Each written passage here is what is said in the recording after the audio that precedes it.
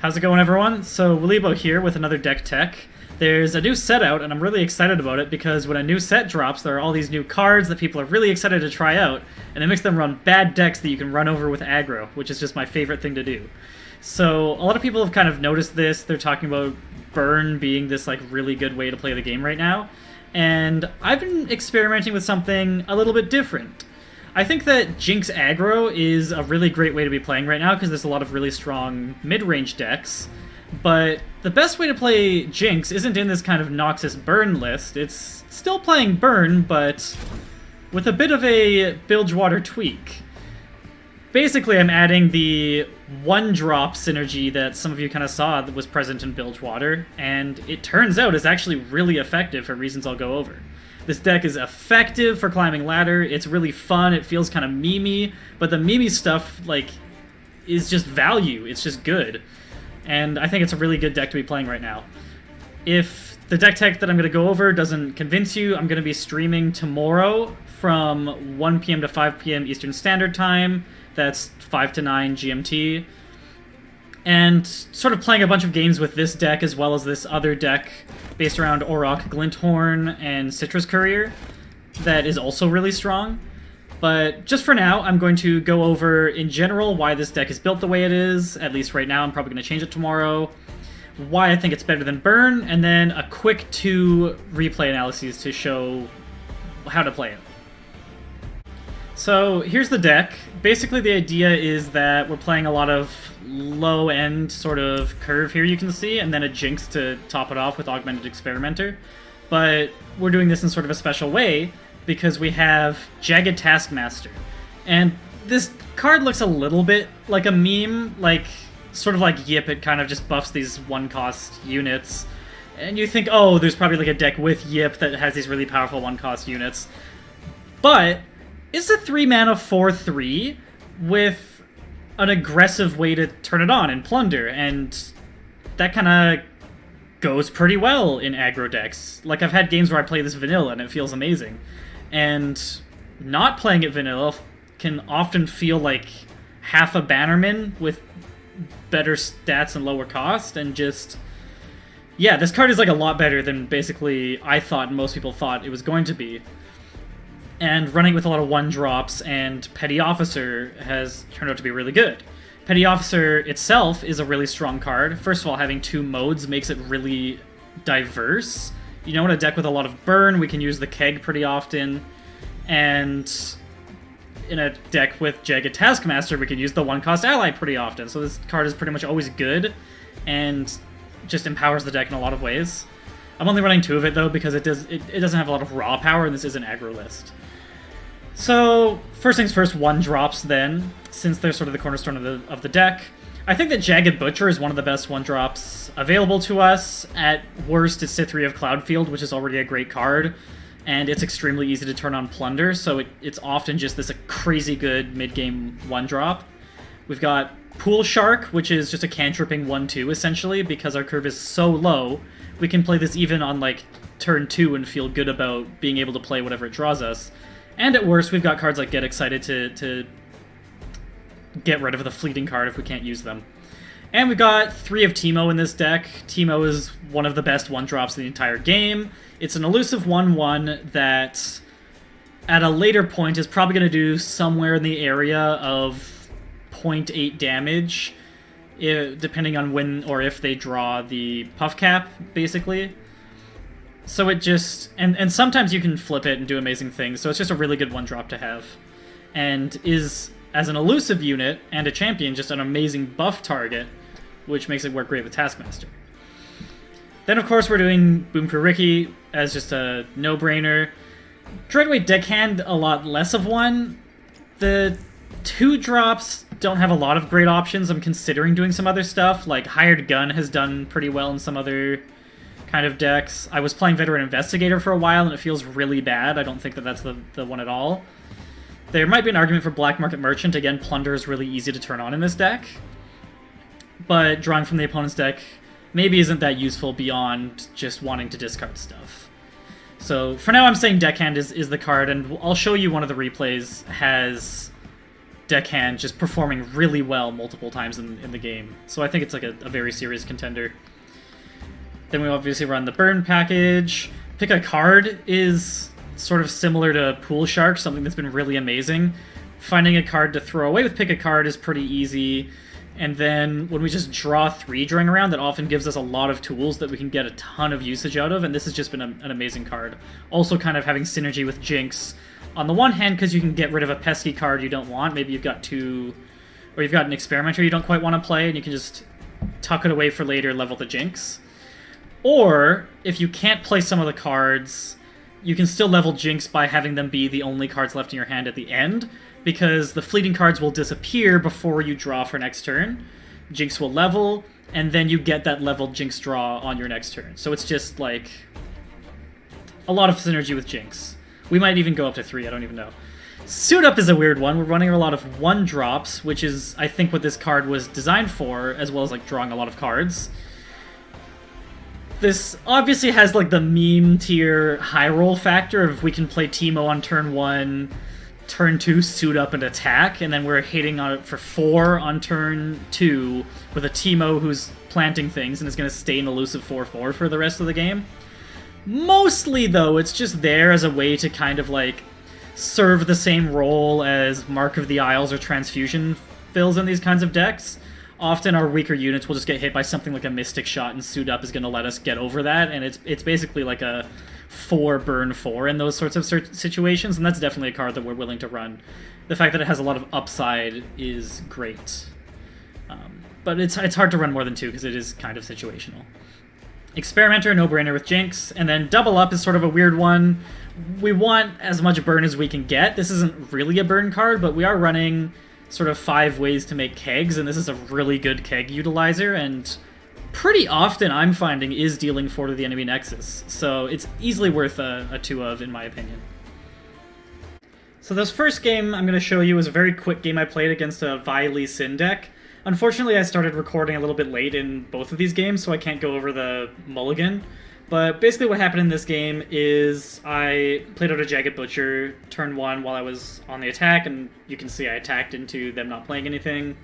I think that Jagged Butcher is kind of a better turn 1 play than Pool Shark, because Pool Shark kind of just has like the better ability that can be turned on by playing it later, in that when we use it to draw a card later, we can use that card more often since it's fleeting. Whereas the +1/+1 from the Butcher isn't as important to have to turn on. And like a 1/2/2 is just a better play than a 1/1/2, of course. So that's kind of the thinking there. And then we'll get into how the rest of it's going. So we draw the Suit Up. Suit Up is always a good card to top deck. I can kind of put 2/2 of stats for 2/2 for 2 mana onto the field if I want. What we're really hoping for is for the opponent to like Mystic Shot us or something so we can get value out of it, but that doesn't happen and we just play the Boom Kuroki instead, which is just always value. You're never sad about playing a Boom Kuroki. We get this open attack. Opening attacking is almost always good when we have these plunder units in hand, especially so with Boom Kuroki, who just sort of always wants to open attack. You never know if this is more of a controlling kind of Lee Sin Vi deck, where they're running some kind of like thermogenic beam that they can play on us after like a Mystic Shot. Would suck a lot, and they want to play 2 spells in a turn, so that's a play we could definitely see them making if we play slow. So the open attack is just kind of an obvious good play. It gets us this 3/3 Butcher, and then with this remaining 2 mana, we play the Pool Shark, which just feels really good into our 4th turn, because almost all of our deck is cost 4 or lower, so we're going to be able to play more or less sort of redraw, and ideally we're drawing a lower cost card anyways. We do get a Jinx, which is sort of not the best thing to see, but like it can be a win con for us, and we're pretty happy about it. I'm just gonna pause here to kind of talk for a second and catch up on like where we're at, as opposed to like a Noxus burn list. What would have happened if this was Noxus burn and it was like a similar kind of draw is we would have started with our 3/2 Legion Rearguard in our first turn, so that's 1 more damage. And then there's no Suit Up to draw, we'll say that's a Transfusion, so we again play our Boom Kuroki, so things are mostly similar. But then after that happens, we have our 1 mana 3/3 that doesn't exist in Noxus, and our 1/2 Pool Shark that doesn't exist in Noxus, and we're able to pass. The following turn, we draw a Jinx that can't happen in Noxus, so realistically, I guess what technically happens is we draw the Jinx and not the Mystic Shot, but we're imagining the fleeting draw is what matters. So we get to play our Jinx out fairly early with our second one that we feel pretty happy about. And we just have this much better board than we had before. And we'll check in and see that it kind of like stays better than Noxus. What happens here is I don't block the 4/3 with barrier because there's basically just nothing to get out of it. We're very much the beatdown in this matchup as opposed to the control, which means we're the deck that wants to end the game faster. So losing health means nothing to us, but losing even our Pool Shark means that's like 1 damage we're missing in this turn, and that can sometimes matter. Pool Shark is also in this deck, and in this situation, a suit-up target. And suit up is exactly what I'm going to do here, and again to explain sort of why that's the correct play. We have this Augmented Experimenter that we can't play right away. We're imagining we're going to play it after we dump this hand. And the hand is something we basically want to dump. The plan right here is we're going to do something like play suit up and then Mystic Shot, or else maybe we'd be playing a Get Excited to get rid of the suit up or the Augmented Experimenter and the Mystic Shot. And those two lines do the same amount of damage. The thing is, the suit up line is only available right now. Suit up only does 3 damage right now because we have this unblocked 1 damage unit. Whereas Get Excited is always 3 damage, and this is a very important concept in burn decks, that your burn cards are always the amount of damage they do. Admittedly, sometimes we get kegs, but that's kind of beside the point. Cards like Suit Up or our units are things that we need to play earlier in order for them to do their damage. And Suit Up is great because it just also leaves damage on the table for later. So it's just, and same with units. So it's just going to be a good card to play here for that reason. And that leaves them with only 2 left, and we've got our Mystic Shot. We don't get to see what's in the opponent's hand, unfortunately, because they just surrender when they see our amazing, ungodly, powerful Suit Up that we were able to play, and this Jinx that they can't kill. And I think that's just the right call. We were able to burn that down, and that was literally 2 minutes of gameplay that I just went over. And if you thought that Noxus is just going to be like a faster region, if that's the thinking, like that just kind of is all the evidence I think you need. That's not the case. So that takes us to our second match that I wanted to show. Now, this one's against an Ezreal Twisted Fate, which is an extremely powerful deck I've been seeing a lot. Like the Make It Rain gives 3 targets to Ezreal, which levels him crazy fast. It's a really powerful combo deck right now. I remember this game a little bit more. Again, I didn't record during Mulligans, and I'm sorry about that. But I remember keeping the Double Up and the Boom Crew Rookie. And the reason for that is that I always keep Decimate against non-Karma Ezreal decks because you just always want just as much damage per card as you can do in this kind of matchup. And Double Up is filling a similar role, so I wanted to see if that would work out. And then Boom Crew Rookie is just like our best 2-drop. We almost always want to keep at least one of them. And then we ended up getting this Pool Shark and Teemo, and I was a little bit unhappy to see Teemo, admittedly. Like, it's maybe a bit surprising. Teemo can be pretty strong later in the matchup, but on this turn 1, they almost always have Thermo Beam, and Teemo just kind of dies. He's not the best turn 1 play for us, which is exactly what we see right here. But it's still a better play than the Pool Shark, because we already know we have this amazing turn 2 play, and I think even if it was just Pool Shark and no other 1-drops, I wouldn't even play it out. So that's just where we are for this first one. The opponent plays out the Investigator that I mentioned before I was considering running. This is basically why drawing a card for the Ezreal deck is a lot better than for us. Yes, we got our Jinx, but they probably got some way to remove something, and overall that's just a better trade for them. It only blocks 1 damage of us, though, is the magic of Boom Crew Rookie. So they play this Keg Creator. I don't know the name of this unit yet, I'm sorry, but this Keg Creating 2/2, which is a little bit scarier on their end than ours. I think this card is better in control than aggro. And the reason for that is that it boosts removal more noticeably. Deckhand, I'll call it Deckhand. It boosts removal more noticeably than it bursts burn, right? Like, doing 1 more burn damage doesn't matter, but doing 4 damage instead of 3 to a unit can matter a ton. So it's something that I was a little bit scared about. Right away, so we draw this Petty Officer with our fleeting draw from Pool Shark, which we're not super happy about.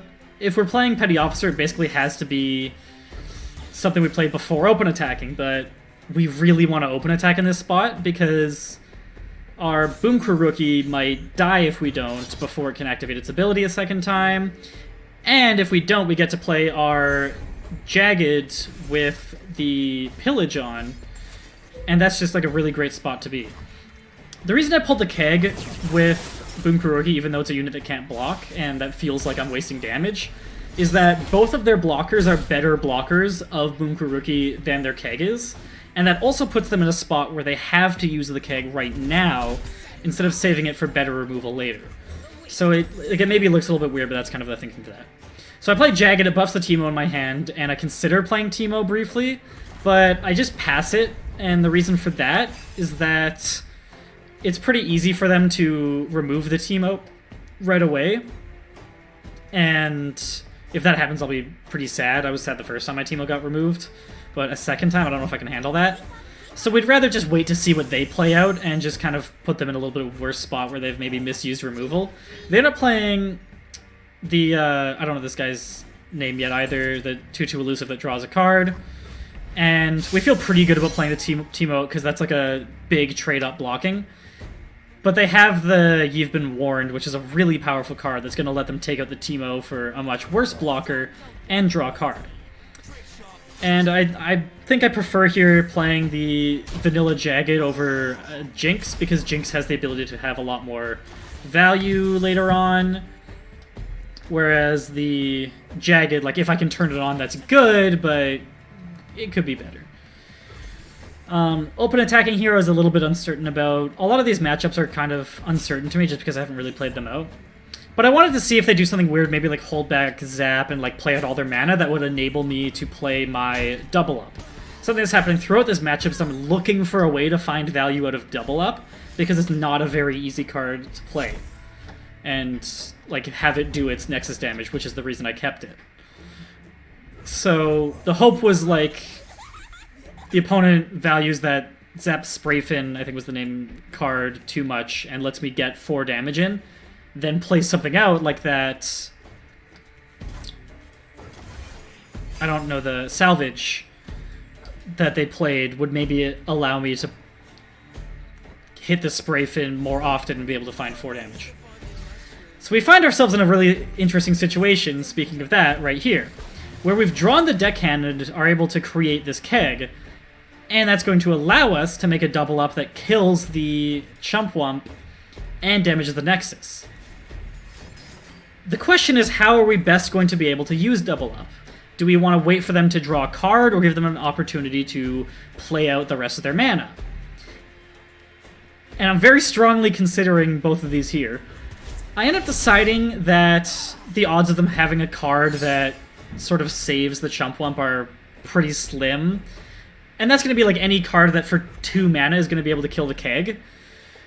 So that's basically Mystic Shot would have to be on the top of the deck for this to be bad. But them seeing that Keg on the table, I don't like. It's pretty unlikely that they're going to play the mana out. I kind of pass anyway because I'm really nervous about this double up. Like, I think I need to play this deck a lot more so I know how to play these cards. And the opponent puts me in a spot where they challenge the Keg, which I think is the right call here, stopping me from doing a play like this. But because double up is fast and not slow like Decimate, I'm able to respond, use up the Keg to kill both the Chumpwump and deal 5, not 4 damage to the opponent. So it does double up both of them, hence the name. And just, like, get into this much better spot where I'm going to be able to, like, protect my Jinx somewhat. So I draw Experimenter and start feeling a little bit greedy here. I could try to flip Jinx, maybe play out the Augmented Experimenter. I think that's sort of clearly wrong. We've got some really good cards in hand. Another play I could make is play out my Jagged and just get a better open attack. And then I have this sort of insurance where if they put very big removal on Jinx, I have a second Jinx in hand that I still have the mana to play. Or if they play like a Get Excited or something like that, I can use my own Jinx's Get Excited to clear my hand and level her up. Basically doing that sort of transfusion thing I was talking about. But like I said, I get greedy here and just try to go for an open attack on Jinx to see if I can turn on the Jagged Pillage. Or Plunder, I'm sorry, I keep calling it Pillage. And basically because of that, I just kind of slow down my play a little bit. But I also keep Augmented Experimenter, which would have been the response there, remember, trying to save my Jinx that's on the board. And that ends up getting us a lot of value, so I think it's fine. It also turns out that we don't have the better open attack by playing the Jagged Taskmaster, because they just have Get Excited in their own hand. So overall, I think it was probably on the balance of things a misplay, but due to the hand state and board states, ended up being pretty fine. So our only real play here is just play Experimenter. We want to be able to right away play the cards that it gives us, and possibly bait out some kind of removal on Jinx, like a Mystic Shot, that we can then play our Jury Rig for as a response to. I then also target the deckhand and not the keg to sort of not encourage that kind of line from them, not give them the opportunity to blank the removal, and also just because I'm less afraid of this unit that can't block, basically. They end up playing Twisted Fate and put me in another weird spot. There's a lot of weird spots. Maybe they're not actually that weird, I'm just not used to the new set yet. But it's going to do 2 damage to my leveled up, or 3 damage to my leveled up Jinx, or I can reduce that to 2 damage if I use Get Excited on the keg.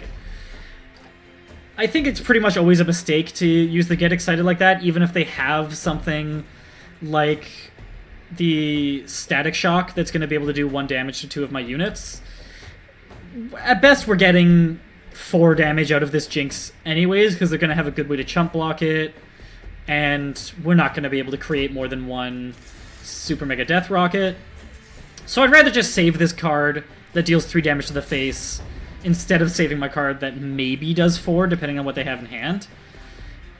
And I do arguably end up paying for it here, where they end up having the Static Shock.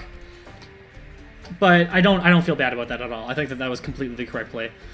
And to explain why I Get Excited there instead of just sort of sitting on it, what I see out of their hand state is that they possibly have a way to make the Twisted Fate attack good, but I don't see anything like that. And I have this 3/3 Defender, so it's not good immediately. And also they just have 2 mana that they're pretty happy, or 2 mana that they're happy like throwing away if they pass, because they only have a few cards in hand. So I'm worried about them just taking a pass that I give to them, and I'd rather just save actions on the next turn, having to use the Get Excited before Experimenter, as well as the mana that I might be able to spend new Augmented Experimenter stuff on. So that allows me to sort of take this line where the opponent hasn't played anything, we don't really have a good attack, so I get to play Experimenter straight away, and we get this just amazing draw where it's 2 units we can play right away, and then a Jinx for later. And of course the reason we don't play Jinx now is that we can't turn her on this turn, since that uses up all of her unit mana, and that just gives them an opportunity to remove her that we don't want to give them. So they managed to find a second Twisted Fate. Unfortunate for them that they can't find Ezreal, but I don't think at this point that would be good enough. We play out our 2/2 first. This second body, I think, kind of just gives them an opportunity to waste some removal, which is exactly what happens. This Make It Rain gets absorbed by the keg. Like, I wasn't expecting Make It Rain. I was expecting maybe they do something that wants to remove a unit and they target that. And I just don't have any damage in my own hand, so that would just be a waste. Always just give your opponent ways to screw up. I think that would be a bad play, but just, like, why not? And then also my 3/2 is just a better unit than my 2/2, so I want to save that for any removal they have. As soon as I play it out, my opponent doesn't even see that I have the 3rd Jinx in my hand, which, again, I can't believe I managed to get. And they're already ready to surrender. I have this really good open attack that they can't stop. They're going to go down to 1 health. My deck is full of burn, and they have to lose their Twisted Fate to stay alive. So it was just a great position.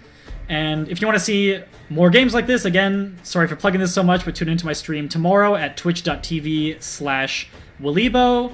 And I'll be streaming from, again, 1 to 5 p.m. in Eastern Time, which is 5 to 9 in GMT, or I believe 11 to 3 in Pacific. And thanks so much for watching. Please give as much feedback as you can, as I'm still sort of starting out with this, and goodbye.